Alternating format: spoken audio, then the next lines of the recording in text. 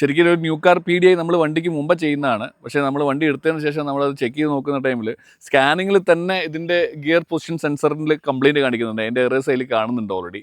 പിന്നെ വണ്ടി ഓടിക്കുമ്പോൾ ഞങ്ങളെ ടെക്നീഷ്യനും വന്നിട്ട് പറഞ്ഞു വണ്ടിക്ക് സ്റ്റിയറിംഗ് നല്ല ടൈറ്റ് ഉണ്ട്. ഇപ്പം ഞാൻ വണ്ടി ഓടിച്ചു നോക്കി, നല്ല സ്റ്റിയറിംഗ് എഫേർട്ട് വരുന്നുണ്ട്. നമ്മൾ കുറച്ച് ദൂരം ഡ്രൈവ് ചെയ്യുകയാണെന്നുണ്ടെങ്കിൽ കൈക്ക് നല്ല പെയിൻ വരുന്നുണ്ട്. ഞാനിപ്പോൾ ഇവർ ഈ പിന്നെ സുരേഷ് ആൻഡ് ടീമിനെ PDI ചെക്കിങ്ങിന് വേണ്ടി വീണ്ടും വിളിക്കാനുള്ള കാരണം വെച്ചാൽ കമ്പനിയിൽ നിന്ന് എനിക്ക് യാതൊരുവിധ റെസ്പോൺസും വരാത്ത ഒരു സാഹചര്യത്തിലും അവർ പറഞ്ഞു തന്ന കാര്യങ്ങൾ പല ഡൗട്ടും വന്നുകൊണ്ടാണ് എനിക്ക് ഇവരെ സ്വകാര്യമായിട്ടൊരു PDI ചെക്കിങ് വണ്ടിക്ക് നടത്തി ഫാൾട്ടുകൾ കൃത്യമായിട്ട് മനസ്സിലാക്കാൻ വേണ്ടിയിട്ട് ഇവരെ വിളിക്കേണ്ട ഒരു ഗതികേട് എനിക്കുണ്ടായത്.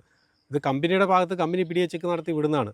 അപ്പോൾ അവരുടെ കമ്പനിയുടെ PDI ചെക്ക് ലിസ്റ്റെല്ലാം വെച്ച് ഇനി വെരിഫൈ ചെയ്യേണ്ടി വരും എന്തുമാത്രം അവർ ചെയ്തു നോക്കി എന്നുള്ളത്. അപ്പോൾ വേണമെങ്കിൽ വണ്ടി എടുത്തോ, നിങ്ങൾ കൊണ്ടുപോയിക്കോ, ഞങ്ങൾക്ക് ഇതേ ചെയ്ത് തരാൻ പറ്റുമെന്നൊരു മനോഭാവമാണ് ഇവരുടെ ഭാഗത്ത് ഇതുവരെ ഉണ്ടായിട്ടുള്ളത്.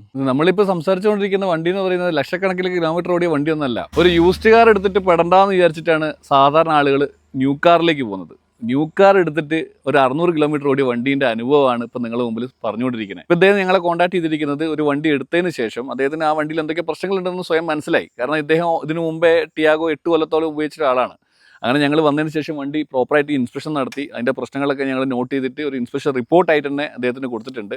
ഇനി അത് വെച്ചിട്ട് ലീഗലി മുന്നോട്ട് പോകാനാണ് അദ്ദേഹം തീരുമാനിച്ചിരിക്കുന്നത്.